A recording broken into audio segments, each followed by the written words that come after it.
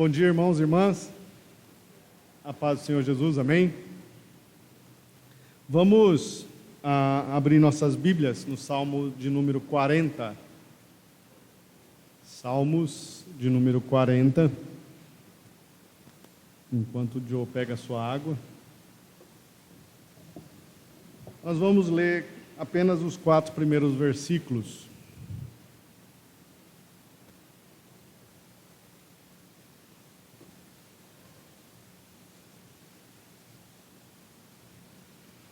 Amém? Esperei com paciência pelo Senhor. Ele se inclinou para mim e ouviu o meu clamor. Tirou-me de um lago horrível, de um charco de lodo. Pôs os meus pés sobre uma rocha, firmou os meus passos. Pôs um novo cântico na minha boca, um hino de louvor ao nosso Deus. Muitos o verão e temerão e confiarão no Senhor. Bem-aventurado o homem que põe no Senhor a sua confiança, que não atenta para os soberbos, nem para os que se desviam para a mentira. É interessante nós olharmos para esse salmo e pensar qual é a razão de Davi estar escrevendo isso. Ele diz que ele se encontra em um charco de lodo, ele diz que está num local horrível, que ele está numa situação difícil. O Salmo não dá mais detalhes a respeito do porquê Davi está escrevendo isso. Mas talvez ele está se sentindo assim porque em algum momento da vida ele tomou uma decisão errada. Ele está se sentindo assim porque talvez, ao invés de olhar para a lei do Senhor, ele olhou para as oportunidades, olhou para si mesmo, olhou talvez para o seu próprio coração. E ele se encontra então nessa condição. Mas tanto no verso 1, quanto nos versos 3 e 4, ele descobre que ao olhar para o Senhor, ao esperar no Senhor, ele tem alívio dessa situação. E talvez eu e você também, em alguns momentos da vida, a gente possa se encontrar nessa mesma condição. Mas que a gente possa lembrar do conselho do salmista Davi. Ele diz: esperei com paciência pelo Senhor. E então, o verso continua dizendo que o Senhor então se inclinou, a ele. O Senhor ouviu a sua oração, o seu clamor, o seu pedido. E aí ele diz então que Deus colocou nos seus lábios, na sua boca, um novo cântico, um hino de louvor ao próprio Deus. Verso 4, então, ele diz que feliz é o homem que põe no Senhor a sua confiança. Então, que a gente possa fazer como Davi, quando ele reconhece que em Deus está todo o consolo, todo o cuidado, toda a confiança. Então, que a gente possa cultuá-lo nesta manhã, entendendo isso. Amém? Vamos orar? Senhor nosso Deus, nós damos graças ao Senhor, pois o Senhor é o nosso socorro. O Senhor, ó Pai, é aquele que está presente em todo o tempo, nos auxiliando, nos corrigindo, nos educando, nos ensinando, Senhor, ó Pai, o caminho que se deve andar. Ó Pai, confronta os nossos corações, limpa o Senhor, ó Pai, de todo o pecado. Nos ajuda, Senhor, ó Pai, a sempre olharmos para o Senhor e compreendermos, Senhor, ó Pai, quais são as razões que o Senhor permite, Senhor, ó Pai, em muitos momentos em nossas vidas. Deus, nós nos alegramos porque podemos confiar no Senhor. O Senhor é o nosso socorro e por isso o nosso coração pode se encher de alegria. Louvado seja o Teu nome para todo sempre. No nome santo de Jesus que oramos. Amém. Bom dia, irmãos. Vamos nos colocar em pé no nosso momento de louvor a Deus. O nosso primeiro louvor se fala: a minha alma tem sede de ti, meu espírito anseia por ti. Que possamos começar o nosso domingo com louvor de gratidão e louvor de dependência do nosso Deus.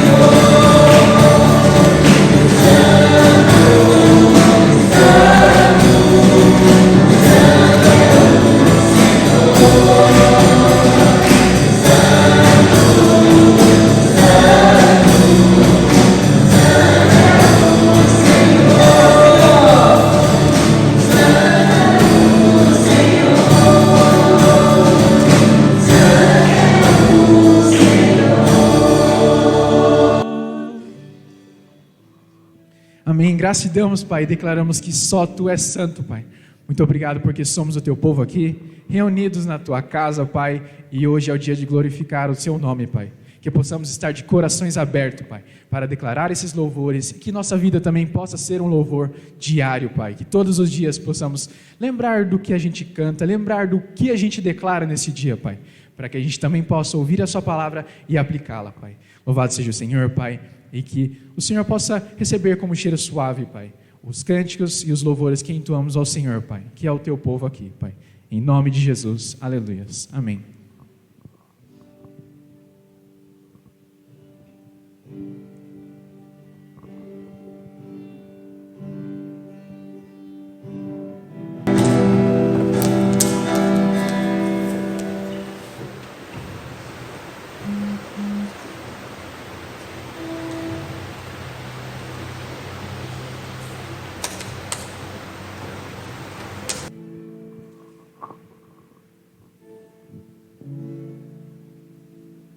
Tu és a luz que brilha sobre a escuridão. Tu és a paz que acalma todo coração.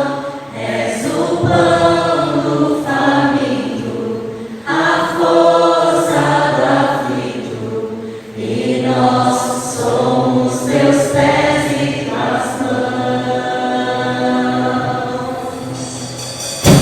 Declare com o coração, debaixo do seu coração, isso possa ser você cantando para Deus. Esse seja seu louvor.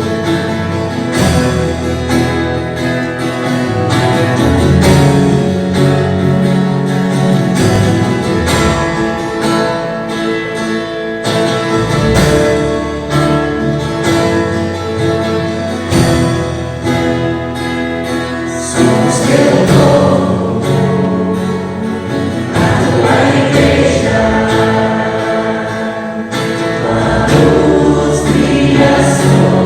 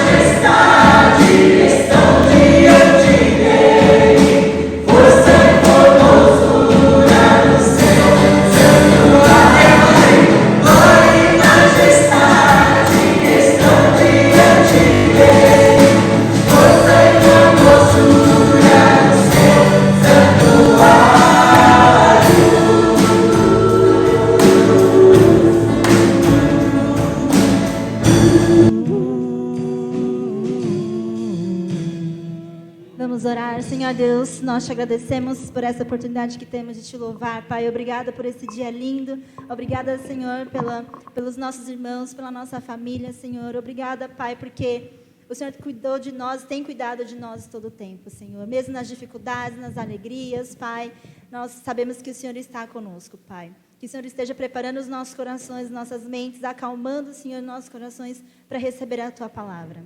Muito obrigada por tudo, em nome de Jesus. Amém. Os irmãos podem se sentar.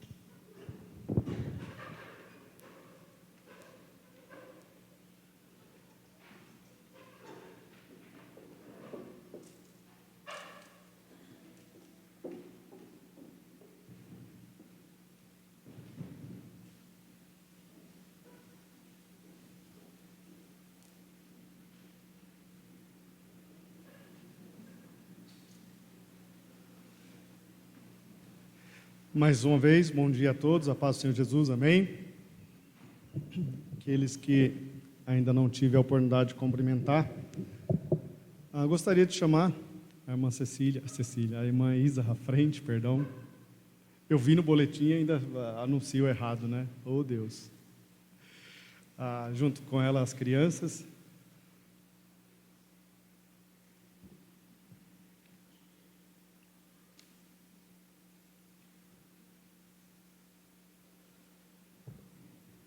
Vamos ter um tempo de oração pelas nossas crianças, para que elas também possam ter ali um tempo, junto com a Isa, de aprendizado na linguagem delas, né?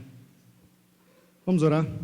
Senhor nosso Deus, nós colocamos diante do Senhor, ó Pai, os nossos filhos, sabendo, Senhor, ó Pai, que a responsabilidade é de cada um dos seus pais, de cada um, Senhor, ó Pai, daqueles que os trouxeram, Senhor, ó Pai, a esta existência.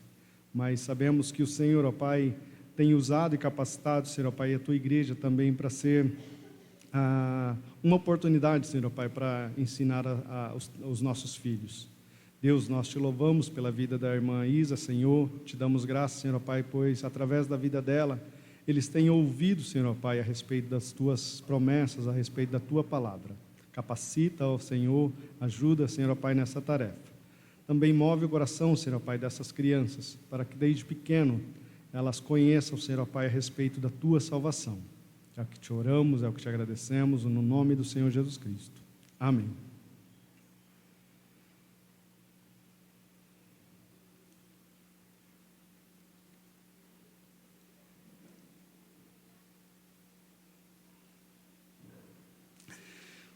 Coube a mim nesse domingo, então, trazer a mensagem de hoje. E, como de costume, a gente tem olhado, né, para a carta de Paulo aos Colossenses. Nesses últimos domingos nós temos feito isso. Então eu gostaria de pedir aos irmãos que abram suas Bíblias no texto de Colossenses, capítulo 2. Nós vamos ler do verso 1 ao verso 3.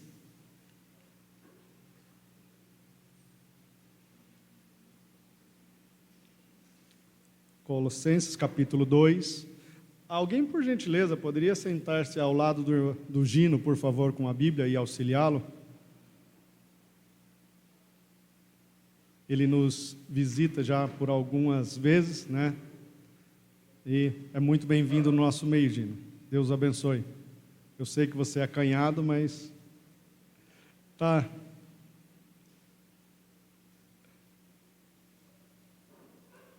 Amém?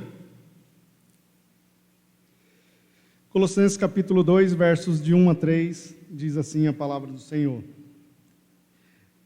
Quero que saibais quão grande combate tenho por vós, pelos que estão em Laodiceia e por quantos não me viram pessoalmente.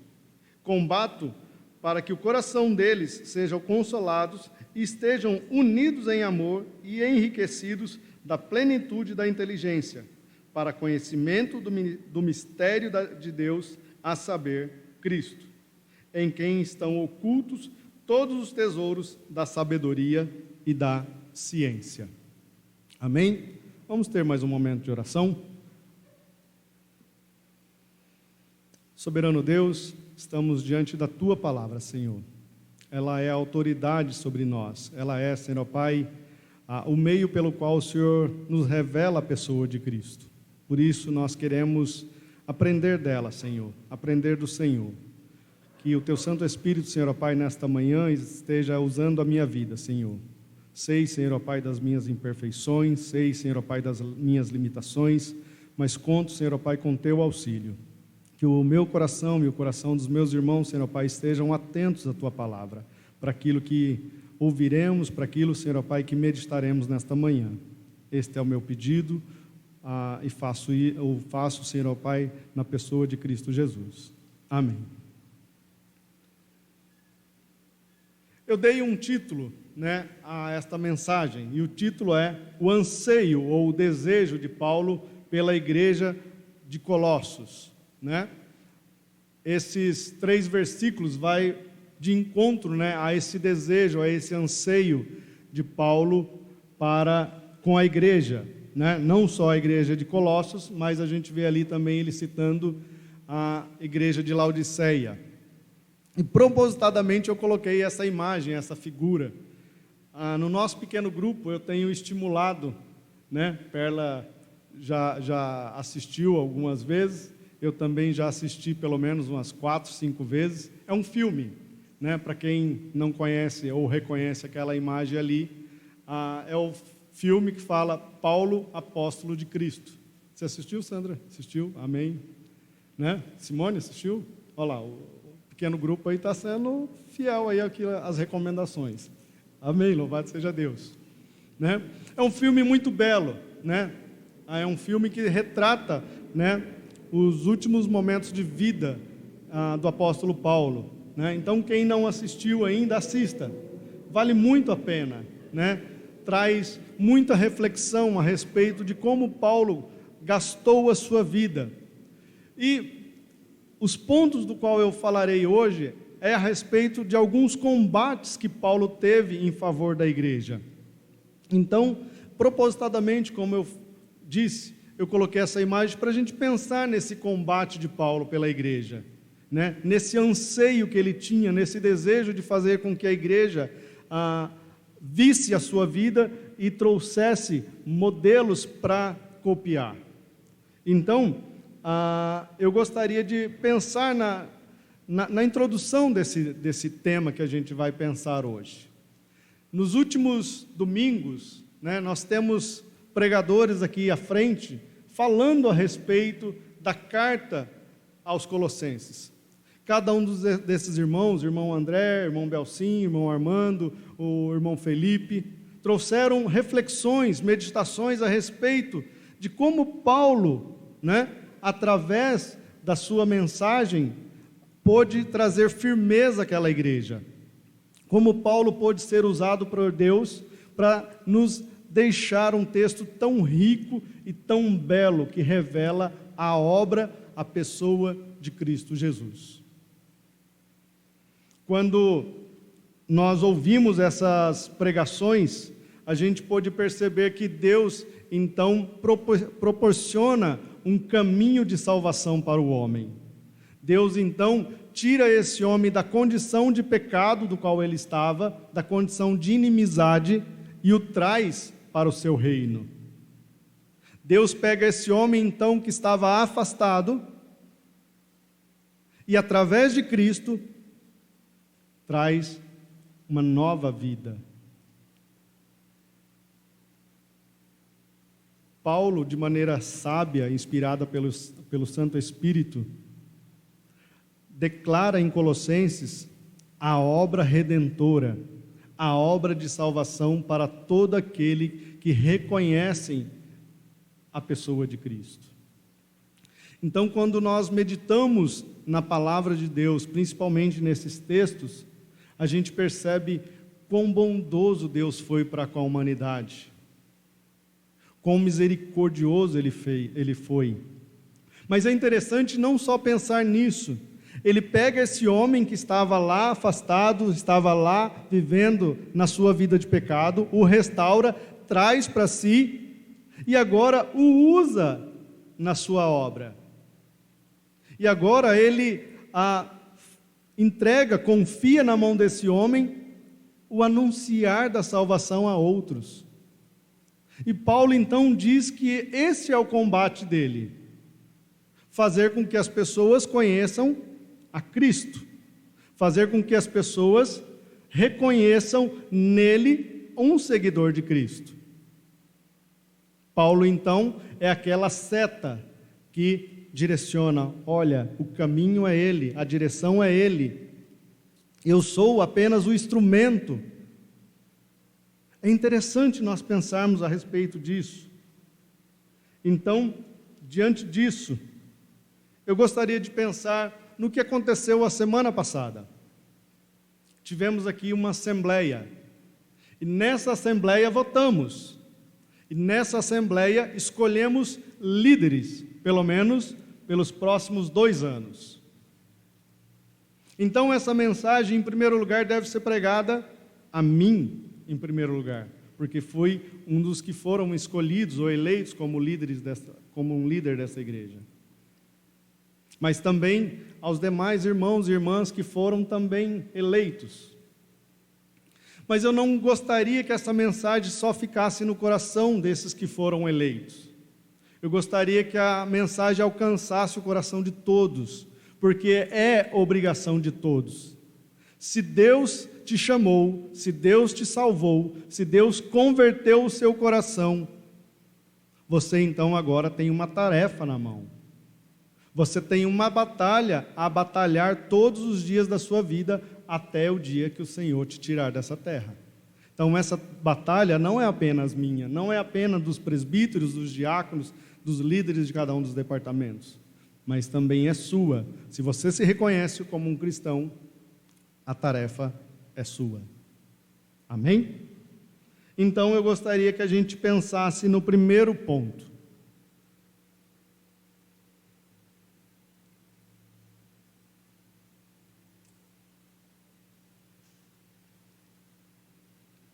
E o primeiro ponto eu coloquei como combater um bom combate. E eu gostaria então que a gente olhasse para o verso 1 novamente, porque Paulo diz assim: quero que saibais quão grande combate tenho por vós, e pelos que estão em Laodiceia, e por quantos não me viram pessoalmente. Porém, guarde esta informação aí do verso 1, e voltemos um pouco no verso 28 e 29. O que Paulo diz ali no verso 28 e 29?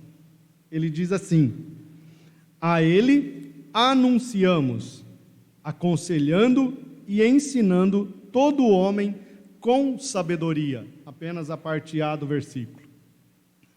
Paulo então diz que na sua batalha, no seu combate, ele tem um propósito de apresentar a pessoa de Cristo. Ele anuncia a pessoa de Cristo.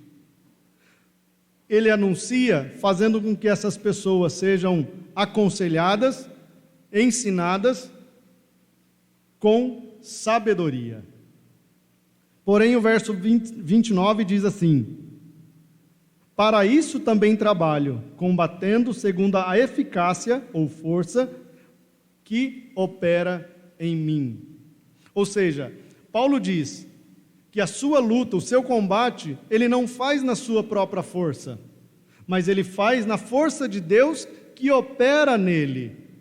É através da força que Deus dá a ele, é que ele faz esse trabalho, esse ministério. Então a gente pode pensar naquilo que Paulo vem falando, vem formando na mente daquela igreja. Paulo vem falando a respeito de um combate, de uma luta. E essa luta, ele tem como alvo anunciar a Cristo. Mas qual é o propósito? Formar no coração daquela igreja, daqueles irmãos que sejam firmes, irmãos que sejam alicerçados numa doutrina.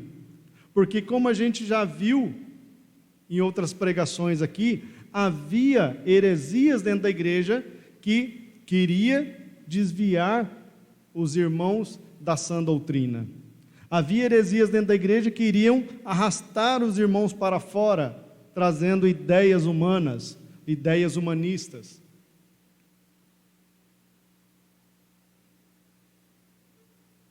Paulo então deseja imprimir no coração daqueles homens, daquelas mulheres, a figura, a pessoa de Jesus Cristo. Mas ele tinha um propósito. Qual era o propósito? A gente pode descobrir isso no verso 29 ainda. No final do 28, perdão. Ao anunciar, ao ensiná-los, Paulo estaria preparando-os para os entregar a Cristo. Como eu disse na introdução, Deus nos resgata, Deus nos tira do local onde nós estávamos, nos traz para o seu reino, para o reino da sua luz, nos chama para sermos instrumentos, confia a minha mão e a mão de vocês, a mão de Paulo e a mão de muitos outros homens, a tarefa de ensinar. Mas no final ele diz que entregaremos tudo isso. É isso que Paulo está dizendo. Olha, no final eu vou entregá-los a Cristo. Eu trabalhei, eu lutei, mas é de Deus. E eu quero entregar essas pessoas da melhor forma. O texto fala então como perfeitos, como homens perfeitos.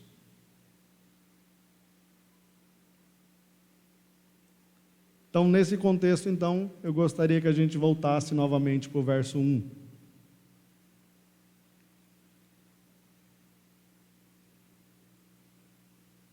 Eu gostaria de destacar somente aquela primeira partezinha ali que está em negrito.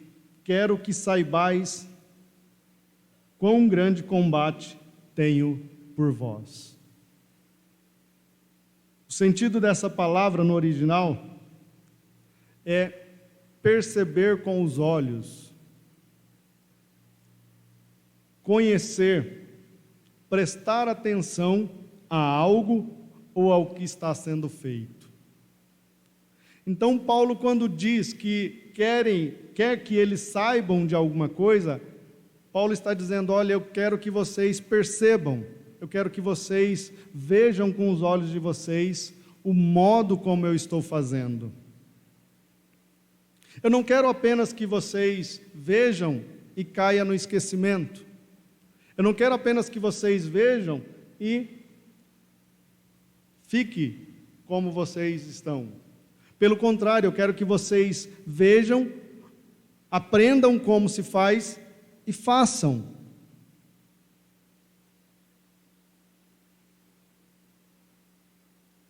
Eles deveriam olhar com atenção, deveriam prestar atenção ao modo como Paulo estava fazendo e assim aprenderiam. Assim era a forma de ensino naquela época. Hoje a gente valoriza aqueles que têm diplomas. Não que não seja importante o diploma,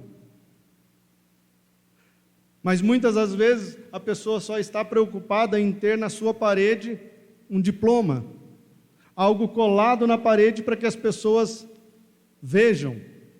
Como era a forma naquela época, principalmente na época de Paulo, para que um discípulo aprendesse do seu mestre?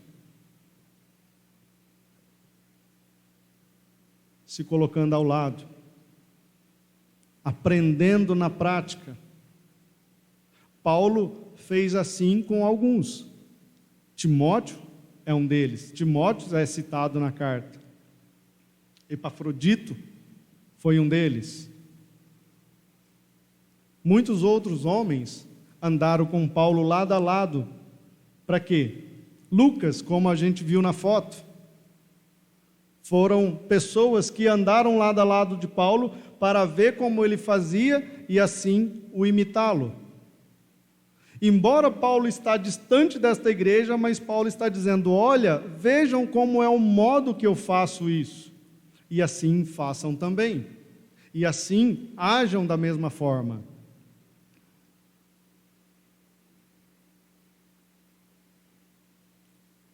O propósito de Paulo, ao preparar aquelas pessoas para os entregar a Cristo de modo perfeito, faz com que ele lute uma luta, para que ele participe de um combate.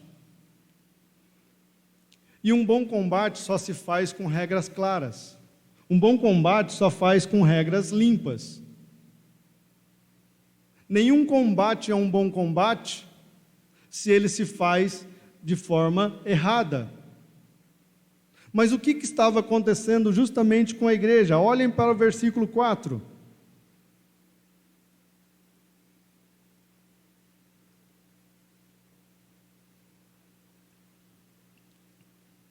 Digo isso para que ninguém vos engane com palavras convincentes.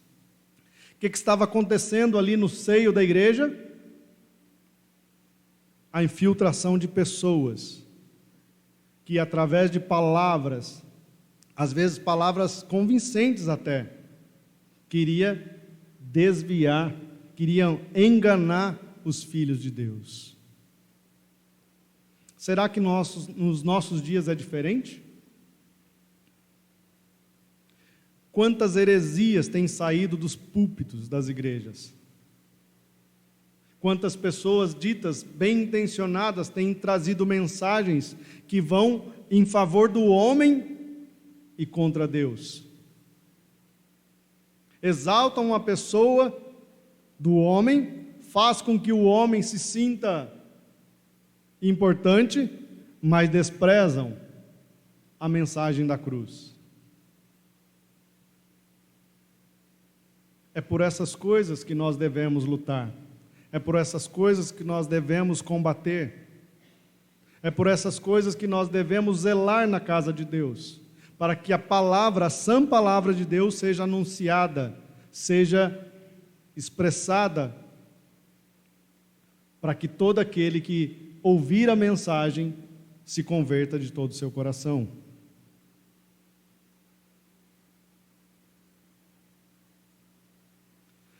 A luta de Paulo pela igreja era uma luta onde ele queria o zelo, ou zelar pela igreja. Paulo, juntamente com aqueles irmãos, tinham a percepção de que o alvo deles era Cristo. O alvo deles era caminhar, combater dia após dia, para que um dia eles chegassem ao encontro da pessoa de Cristo. Então, para nós, o que a gente pensa a respeito da luta, do combate na nossa vida diária?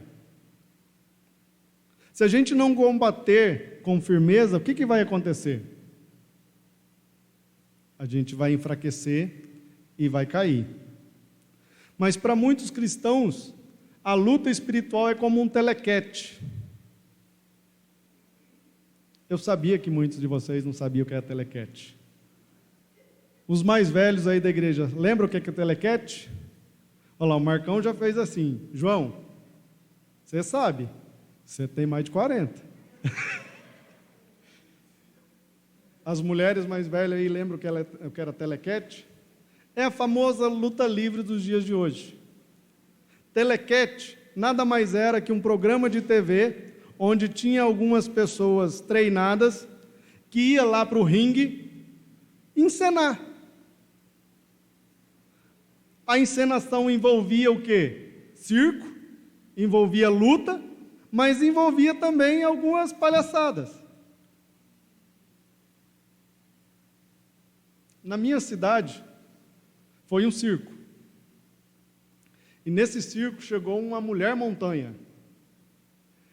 E anunciava por toda a cidade que era a mulher que batia em qualquer homem. E na minha cidade tinha alguns homens que eram saqueiros. Eles descarregavam cargas de sacos de amendoim, de feijão, sacos de 60, 70 quilos. E ela desafiou esses homens para lutar. E um deles aceitou. E minha cidade é muito pequena, eu já contei para vocês algumas vezes. Imagina, né? O apelido dele era Pinga. O Pinga vai lutar com a Moió Montanha. Poxa, um saqueiro que carrega, só para vocês terem ideia, as pilhas de sacaria ficam a 10, 15 metros de altura. Se soltava o saco de lá e ele aparava na cabeça e saía andando como se fosse um saco de açúcar. Olha a força desse homem. Mas estava lá o circo anunciando que a mulher montanha batia em todo homem, está lá o Pinga para lutar com essa mulher. Conclusão: o Pinga levou uma surra da mulher. Por que ele levou uma surra da mulher? Porque ele recebeu algum cachê do circo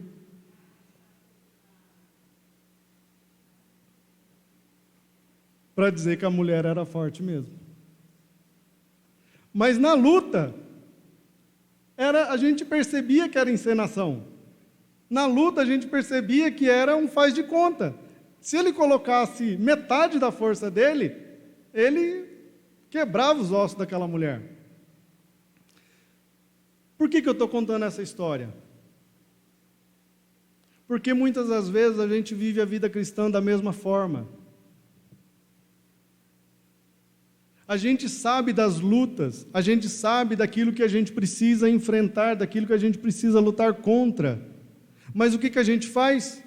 A gente faz corpo mole. A gente finge que essa luta não é conosco. A gente finge que, se a gente fizer meia boca, está valendo. Quando a gente precisa orar, o que a gente faz? Ah, não, hoje eu estou muito cansado. Deixa para amanhã cedo. É aquele amém que termina no dia seguinte. Quando a gente precisa ler a Bíblia, o que a gente faz? A gente quer ir logo para a conclusão, para o texto pronto. A gente não quer gastar o tempo lendo, estudando, meditando. Mas a gente quer o algo pronto. O crente McDonald's. Quando estamos passando por provas, ah, Deus, me livra logo. Ah, Deus, tira esse problema da minha vida. Me cura, me sara. Olha, se o Senhor não resolver, o Senhor não é Deus. E aí a gente começa, como eu disse, as heresias. Eu determino.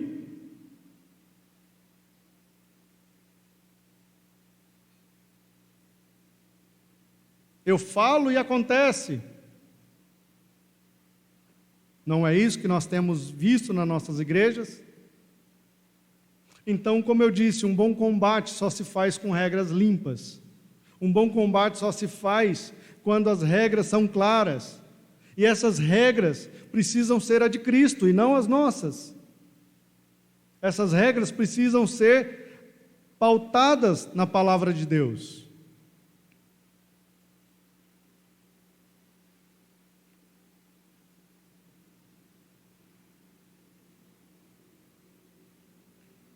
Os combates de Paulo pela igreja traziam alguns desafios. Esses desafios faziam com que Paulo combatesse cada vez mais. A gente pode olhar para o verso 2 e perceber o que esses desafios, esses combates faziam com que Paulo estivesse firme. Verso 2 diz assim: combato para que o coração deles seja consolado e estejam unidos em amor e enriquecidos da plenitude da sabedoria ou da inteligência, para conhecimento do mistério de Deus, a saber, Cristo. Esse combate, então, de Paulo, fazia com que a igreja tivesse um só coração, que a igreja fosse preparada para conhecer o mistério de Deus. E o mistério de Deus, ele diz no verso 2, final, que é Cristo. Então eu gostaria que a gente olhasse para o verso 1, na parte B ainda. Pode passar, Gabi, por favor. Lá diz que Paulo lutava não só pela igreja de Colossos, mas também ele lutava pela igreja de Laodiceia e por aqueles que ainda não tinham visto a face dele, não tinham visto a ele pessoalmente.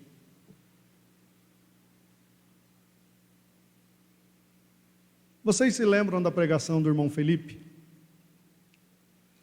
O primeiro tópico que ele tratou foi orar por aqueles que não conhecemos. Não foi? Vocês se lembram disso? Está aqui a amostra do modelo de Paulo. Paulo diz que luta e combate por pessoas que ele não conhece. Talvez aquelas pessoas conhecessem Paulo pelo nome, mas pessoalmente, muitos deles talvez nunca nem tiveram a oportunidade de conhecer. Mas mesmo assim, Paulo lutava por eles. Ele diz que lutava pela igreja de Colossos, pela igreja de Laodiceia e por pessoas que não conheciam a ele pessoalmente.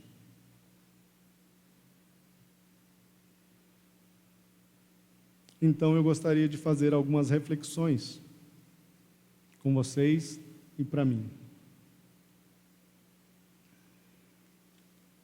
Quais lutas você tem lutado? Quais são os seus combates? Contra quem e contra o que você tem lutado? Ou ao contrário, a favor de quem ou do que você tem lutado? Por que eu estou fazendo essas perguntas, essas reflexões? Porque quando a gente luta por algo, a gente levanta uma bandeira. Não é verdade? Ninguém luta por algo apenas por querer participar, por ser café com leite, né? Vocês já brincaram, né? Aí sobra aqueles lá, esse aqui é café com leite. Né? Tanto faz se ele joga para o time A ou para o time B. É assim que vocês lutam? Quem luta, levanta uma bandeira. E o mundo tem levantado muitas bandeiras. Bandeiras essas que têm feito, às vezes, a igreja se assustar. Bandeiras essas que têm feito governos mudarem leis. Bandeiras que têm feito a sociedade se estarrecer. Semana passada eu fui até a Liberdade com meu sogro, minha sogra, era aniversário da minha sogra, a gente foi comer lá. E quando a gente foi atravessar ali, para quem conhece, do Chifu até a Praça da República, a Praça da Liberdade, tinha alguns jovens. Mas eu confesso para vocês, tenho medo daqueles jovens. Não medo porque eles estavam, de alguma forma, ameaçando a nossa segurança, mas medo como estavam se comportando, medo como estavam se apresentando. E Sofia então virou para mim e falou assim: que tristeza, pois essa é a próxima geração.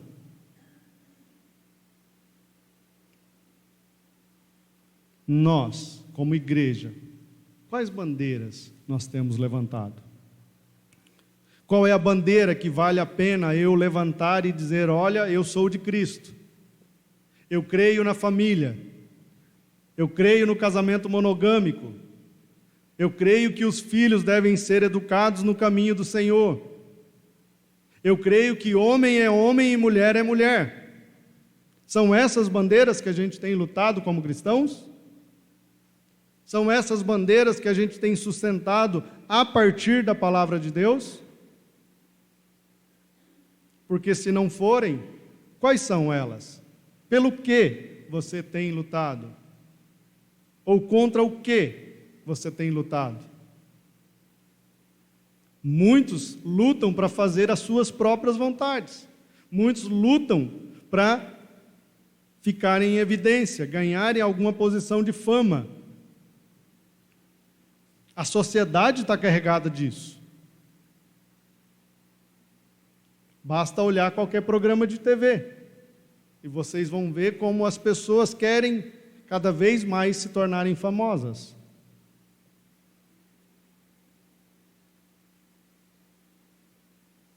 Então eu pergunto para você e para mim: Vale a pena lutar pelo que você tem lutado? Vale a pena gastar o tempo, o esforço que você tem gastado para defender a bandeira que você tem levantado? Pense nisso.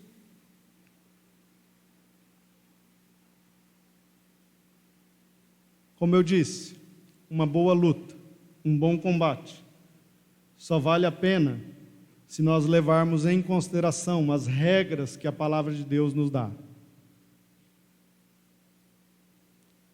2 de Timóteo, capítulo 2, verso 5, diz assim: da mesma forma, nenhum atleta é coroado como vencedor se não competir de acordo com o regulamento. Paulo, então, citando aqui, as Olimpíadas da época, ele olha para a condição dos atletas. E é interessante que até nos dias de hoje, quantos atletas aí não têm perdido as suas medalhas por causa de doping? Depois de alguns dias ou de meses, descobriu lá que o sangue dele tinha lá alguma química. O conselho lá de desporto, vai lá e tira então dele a medalha. Mas a palavra de Deus já anunciava isso anos antes. Olha, se o atleta não lutar com as regras do jogo, está fora. Vamos para o segundo tópico então, ou segundo ponto. Combater com ânimo. O primeiro tópico então era lutar, combater um bom combate. O segundo tópico então fala para combater esse combate com bom ânimo. E aí eu gostaria de ler novamente o verso 2. Combato para que o coração deles seja consolado e estejam unidos em amor e enriquecidos da plenitude da inteligência, do conhecimento do mistério de Deus, a saber, Cristo. Eu fui consultar outras versões de Bíblias e eu coloquei ali para vocês.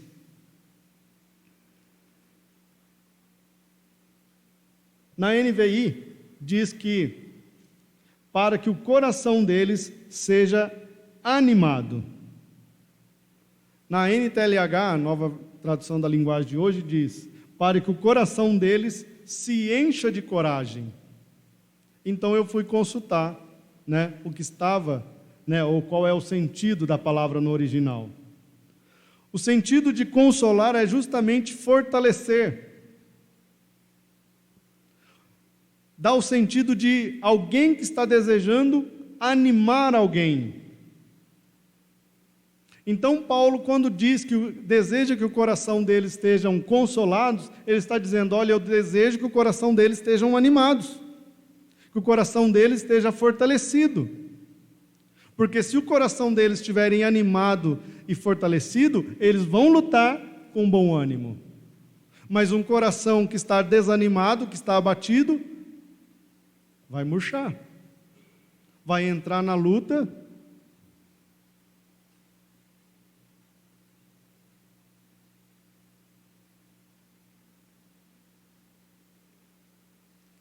Então eu gostaria de relembrar novamente a pregação do presbítero Armando na semana passada, também no primeiro tópico dele.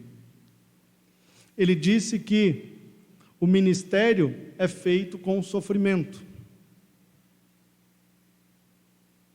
Mas eu gostaria de acrescentar um ponto a mais no tópico dele.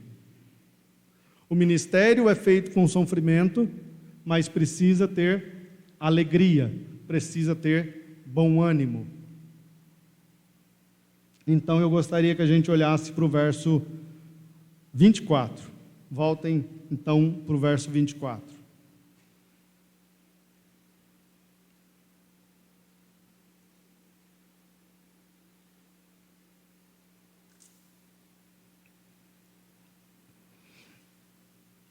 Agora me regozijo no que padeço por vós.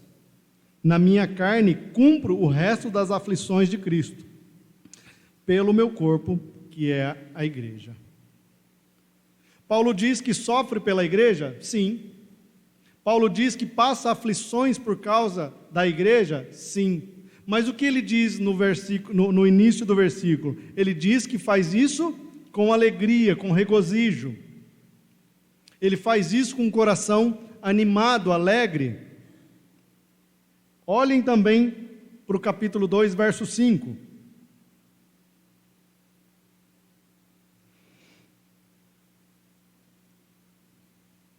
Pois ainda que esteja ausente quanto ao corpo, contudo, em espírito estou convosco, regozijando-me e vendo a vossa ordem e a vossa firmeza na fé em Cristo. Paulo está dizendo, eu estou ausente de vocês, eu estou longe, e a gente sabe qual é o motivo que ele está longe. Nas pregações anteriores a gente aprendeu qual era a razão de Paulo estar distante da igreja. Ele estava preso em Roma, ele estava numa prisão por causa do seu ministério. Mas o que ele diz? Olha, eu estou ausente no corpo, mas no meu espírito, ele está unido ao espírito de vocês. E eu me alegro por isso. Eu me alegro porque, estando unido com vocês, eu tenho visto a firmeza de vocês, eu tenho visto a fé de vocês, eu tenho visto como vocês têm se comportado em meio a essas lutas.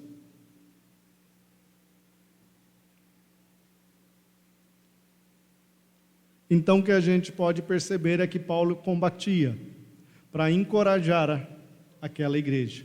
Paulo combatia para animá-los.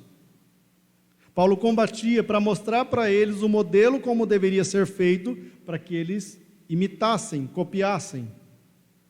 E assim eles crescessem, e assim eles fossem, no futuro, apresentados à pessoa de Jesus Cristo.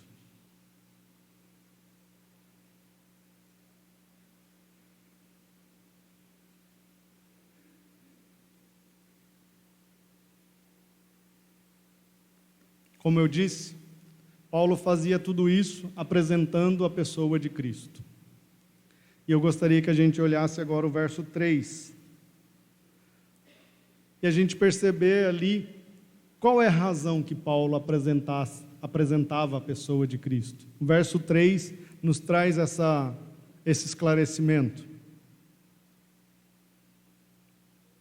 Capítulo 2, verso 3 diz assim: em quem estão ocultos todos os tesouros da sabedoria e da ciência. Qual era a razão, então, de Paulo apresentar a Cristo? Porque nele está todo o tesouro, toda a riqueza, tudo que tem valor está na pessoa de Jesus Cristo. Jesus Cristo, então, ao ser apresentado por Paulo, é quem faz com que essas vidas sejam transformadas. Não existe evangelho sem Cristo. Não existe evangelho sem a palavra de pregação a respeito de que somos pecadores e necessitamos de uma reconciliação. Muitos querem pregar o evangelho sem a pessoa de Cristo. Mas, como diz a letra Noemi Nonato, sem Jesus não dá. Não é verdade? Só a Márcia riu ali, que ela lembra, ela é desse tempo do Noemi Nonato. Depois procurem aí na internet aí. Uma cantora cristã. O evangelho precisa ter a obra, a pessoa do Senhor Jesus Cristo. Se não for por isso, não vale a pena combater. Se não for por isso, não vale a pena lutar. Vai ser uma luta em vão. Vai ser uma luta que no fim não tem resultado algum. Então eu gostaria de pensar em 2 versículos para a gente já caminhar para o encerramento dessa mensagem. Abram em Mateus capítulo 11, verso 27.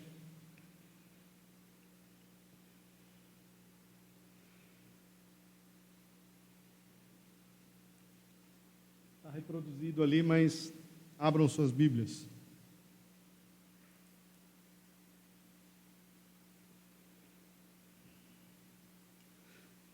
Mateus 11, 27 diz assim: todas as coisas me foram entregues por meu Pai. Ninguém conhece o Filho senão o Pai, e ninguém conhece o Pai a não ser o Filho, e a quem o Filho desejar revelar. Fique com o dedo aí e vá para o Evangelho de João agora, capítulo 1, verso 18.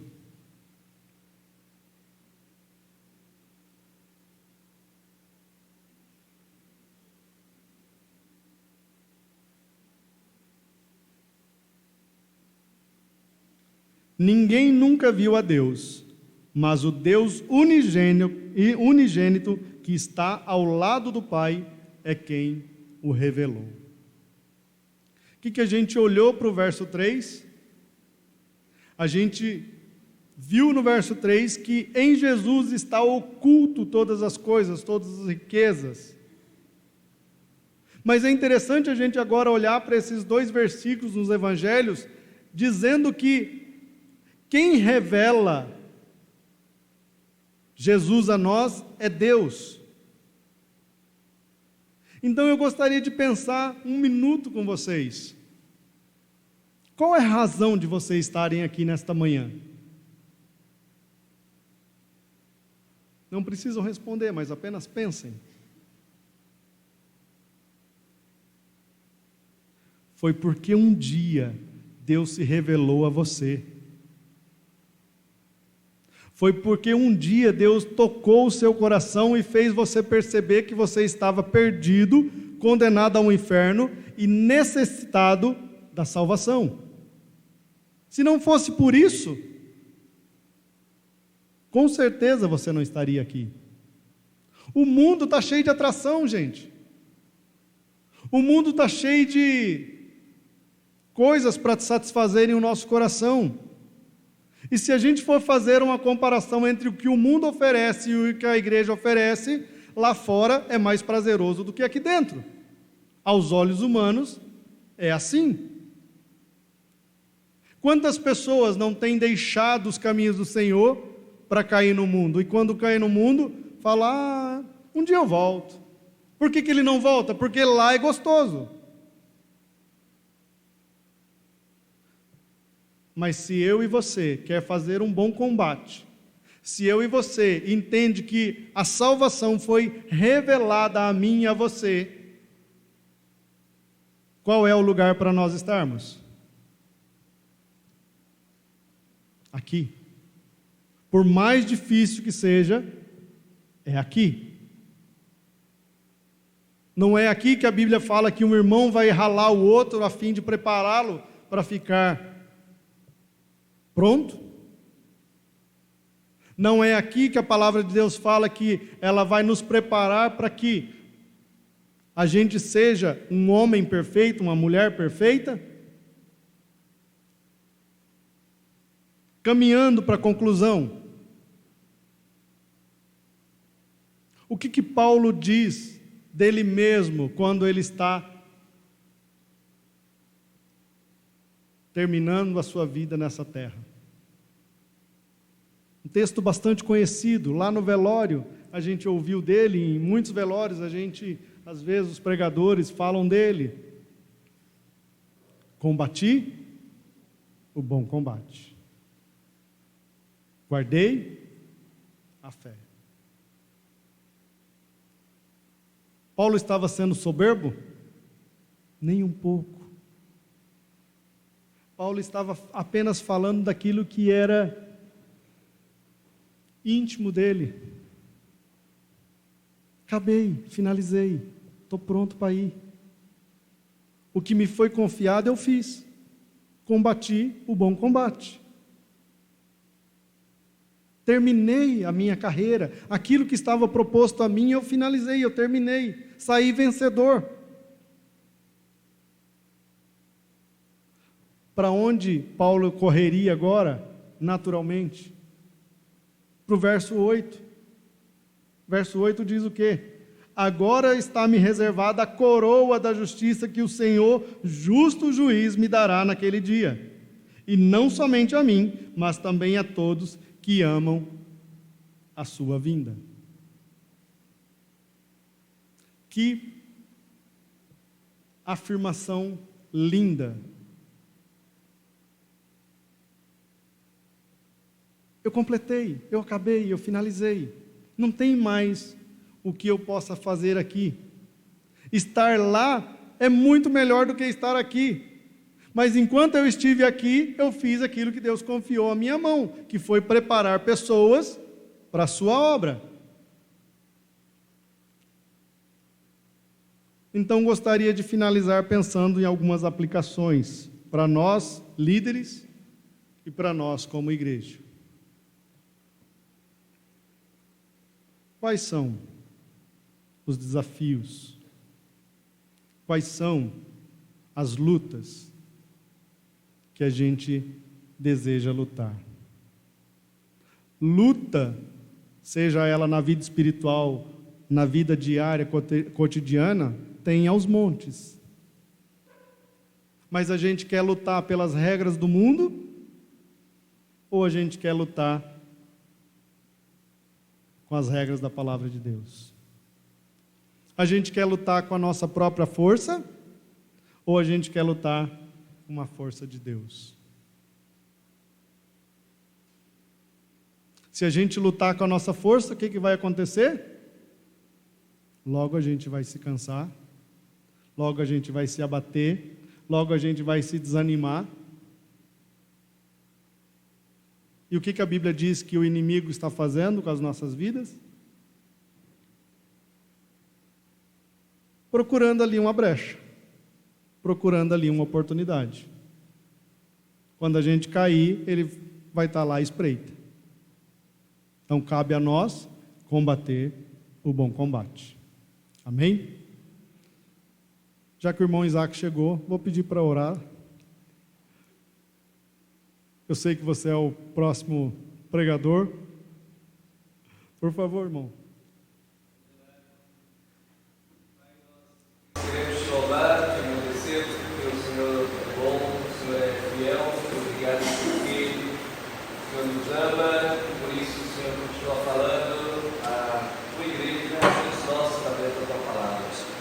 E o exemplo do Senhor, o zelo, da dedicação, da entrega do apóstolo Paulo, também, ó Pai, sua preocupação contínua para a igreja, a Laodiceia, também conosco no passado, seja também, ó Pai, um exemplo para todos nós, Pai, confiados em Ti, porque em Deus e Cristo Jesus nós temos toda a sabedoria, todo o conhecimento, tudo que nós precisamos, Pai. Abençoe a cada um de nós aqui, cada um que está aqui, o Senhor conhece as necessidades, o Senhor conhece a história de cada um, e o Senhor sabe, ó Pai, responder também e preencher, ó Pai, cada um de acordo com aquilo que precisa. Muito obrigado, Senhor, colocamos nossas vidas nas suas mãos, continue nos abençoando, no nome santo de Cristo Jesus, nós oramos agradecidos, aleluia, amém.